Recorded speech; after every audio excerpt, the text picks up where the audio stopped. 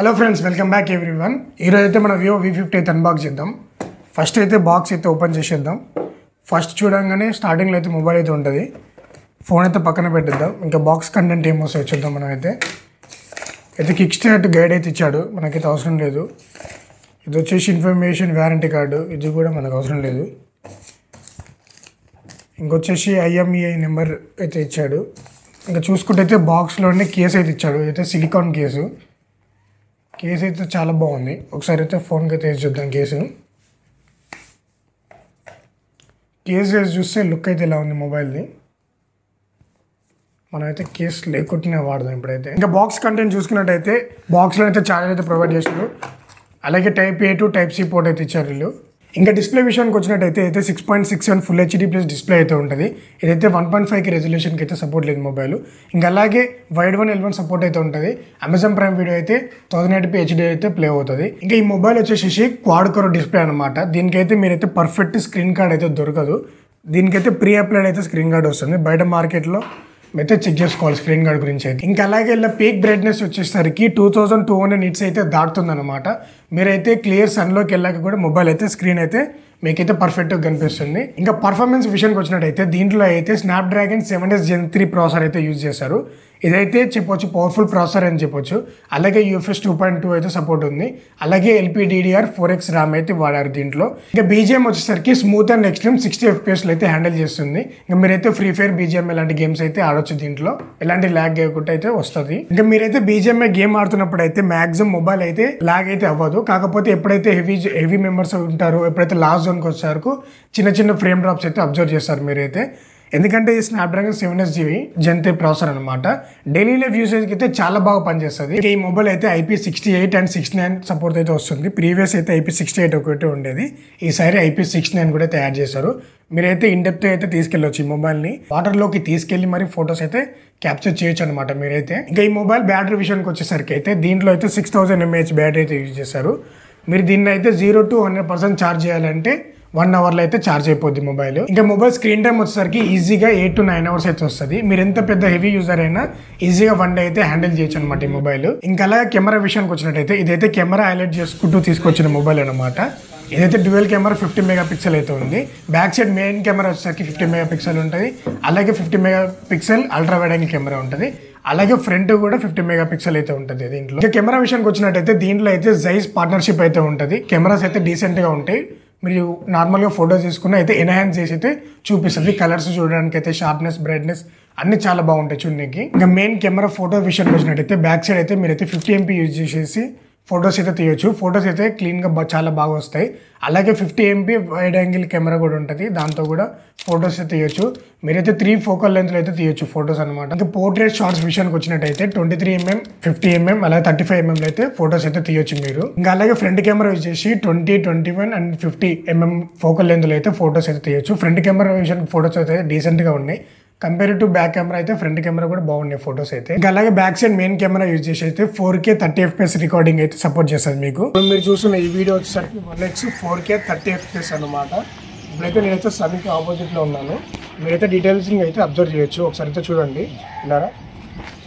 ఇదైతే సన్కి ఇటు సైడ్ అయితే ఉన్నాను. ఇప్పుడైతే చూడండి మీకు ఏదో డీటెయిల్స్ అయితే ఏమైనా మిస్ అవుతున్నాను. స్టెబిలిటీ ఎలా ఉంది. అలాగే ఇప్పుడు మీరు వింటున్న వాయిస్ కూడా వచ్చేసరికి వివో V50 నుంచి అయితే వస్తున్న వాయిస్. మీకు నైట్ టైం ఫోటో డీసెంట్గా రావాలంటే ఇక్కడ ఉన్న ఆరో లైట్ యూజ్ చేసి అయితే ఫొటోస్ దిగండి. కంపేరింగ్ టు నార్మల్గా దిగిన దానికంటే ఆరో లైట్ యూజ్ చేసినప్పుడు మీకు బెటర్ డీటెయిల్స్ అయితే కనిపిస్తాయి. మీరైతే చూసినట్టయితే ఫోటో అయితే నైట్ ఫోటోగ్రఫీ కూడా చాలా బాగుంది.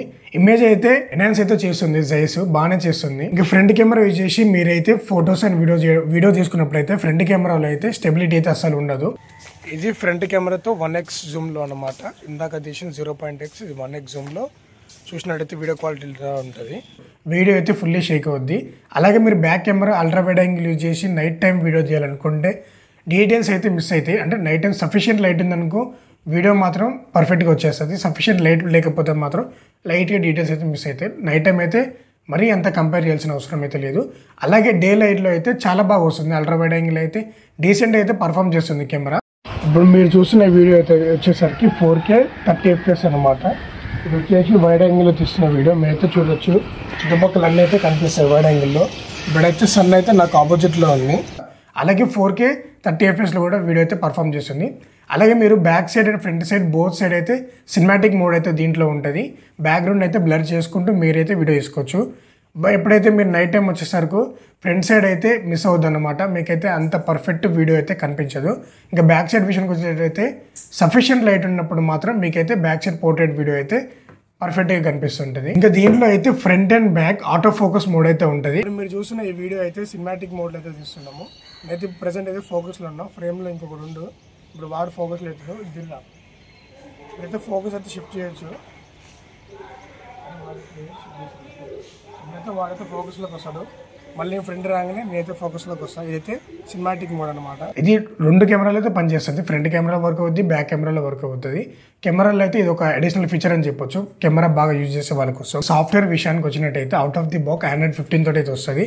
అలాగే ఫన్ టచ్ OS 15 అయితే ఉంది దీంట్లో. వివో వాళ్ళు అయితే 3+4 అప్గ్రేడ్స్ అయితే గ్యారంటీ అయితే ఇస్తున్నారు.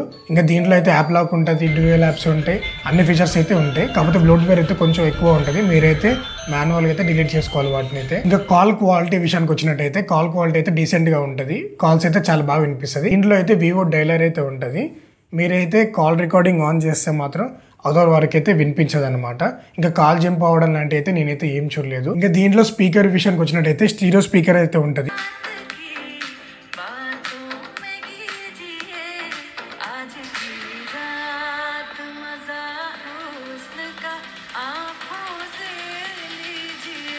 మీకైతే ఆడియో అయితే లౌడ్గా వినిపిస్తుంది, మీరైతే మూవీస్ కానీ వాచ్ చేసినప్పుడు, సాంగ్స్ విన్నప్పుడు అయితే.